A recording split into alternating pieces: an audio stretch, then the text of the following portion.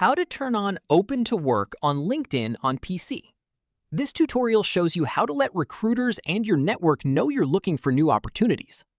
First, open your browser and go to linkedin.com. Then log into your account.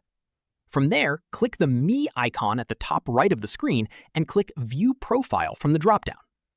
After that, once you're on your profile page, click the Open To button just below your profile picture and name. At this point, a dropdown will appear with a few options. Select Finding a New Job. Following this, a panel will open where you can fill in details about the kind of roles you're looking for. Things like job titles, location preferences, job type, and whether you're open to remote work. From here, fill in the fields that are most relevant to you so recruiters can get a clear idea of what you're looking for. Finally, click Save to apply your changes, and the Open to Work banner will be added to your profile. Keep in mind that you can choose whether the Open to Work badge is visible to everyone on LinkedIn or only to recruiters. This option is available within the same panel before you save. That's how you turn on Open to Work on LinkedIn on PC.